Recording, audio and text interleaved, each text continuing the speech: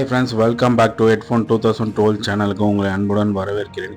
இன்றைக்கி நம்ம எங்கள் ஊரில் கும்பாபிஷேகம் நடந்ததால் 48 நாள் மண்டல பூஜை நடக்குது. இன்றைக்கி நம்ம படைக்கணும் ஃப்ரெண்ட்ஸ். நான் இப்போ வெஜ் பிரியாணி செய்கிறேன். நான் வெஜ் பிரியாணி 1 கிலோ அரிசி போட்டு தான் நான் செஞ்சுருக்கேன். ஆனால் இப்போ 10 கிலோ அரிசி போகிற அளவுக்கு நான் பெரிய மாஸ்டர் ஆகிட்டேன். அது எனக்கே ஆச்சரியமாக இருக்குது. ஸோ எனக்கே ஒரு கான்ஃபிடென்ஸ் ஓரளவுக்கு நல்லா வரும்ன்ற நம்பிக்கையில் சமைக்க ஆரம்பிச்சிட்டேன்.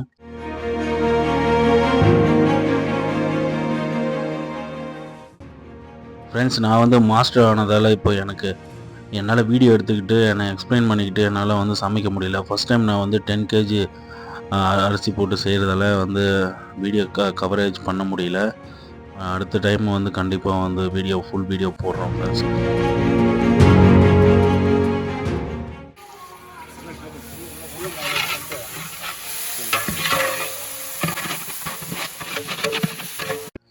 ஏன்னா எனக்கு ரொம்ப நாள் ஆசை எங்கள் ஊர் மக்களுக்கு நான் சமைச்சு போடணுன்னு. அது இன்றைக்கி தான் நிறைவேறியிருக்கு. ரொம்பவே சந்தோஷமாக இருக்குது. எனக்கு ரொம்ப டேஸ்ட்டாக வரலனாலும் சாப்பிட்ற அளவுக்குனாச்சும் இருக்கணுன்ற ஒரு மைண்ட் செட்டு தான். தண்ணி எல்லாமே பார்த்து பார்த்து சமைச்சது.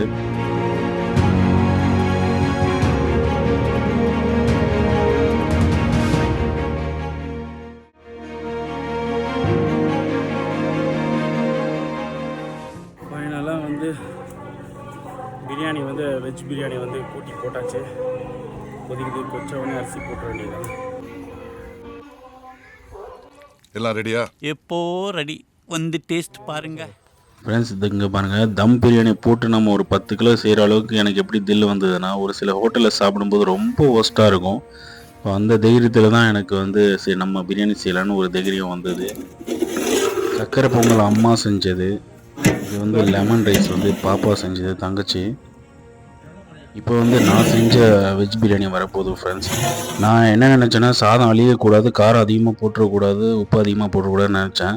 இப்போ எல்லாமே பக்காவாக இருந்தது. லைட்டாக உப்பு கொஞ்சம் கம்மியாக இருந்தது. ஒரு 80% உப்பு கரெக்டாக இருந்தது. ஒரு 20% தான் மிஸ் பண்ணிட்டேன். ஓகே ஃப்ரெண்ட்ஸ், அடுத்த வீடியோவில் சந்திக்கலாம். பாய்.